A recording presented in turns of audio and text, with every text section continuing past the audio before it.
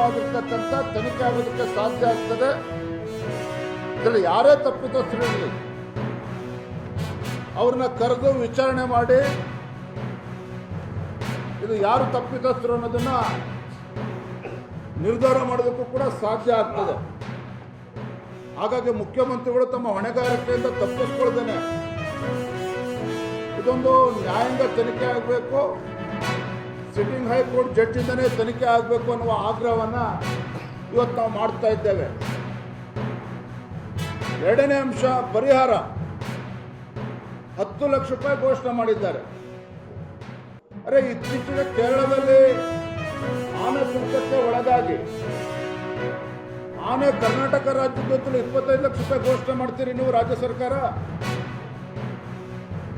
ನಿಮ್ಮ ರಾಜ್ಯ ಸರ್ಕಾರದ ಬೇಜವಾಬ್ದಾರಿತನದಿಂದ ಇವತ್ತು 11 ಜನ ಪ್ರಾಣವನ್ನು ಕಳೆದುಕೊಂಡಿದ್ದಾರೆ. ಯುವಕ ಯುವತಿಯರು ಪ್ರಾಣವನ್ನು ಕಳೆದುಕೊಂಡಿದ್ದಾರೆ.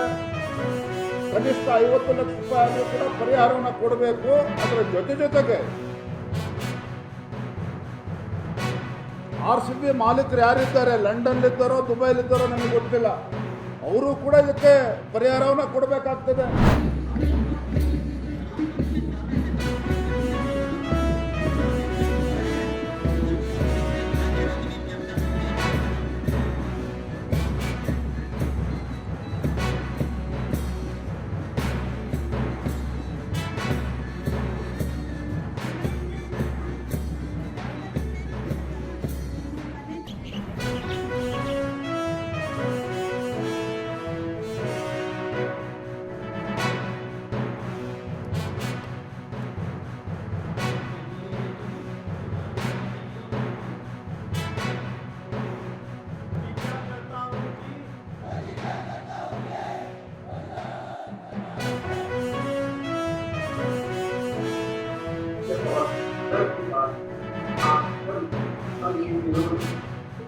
और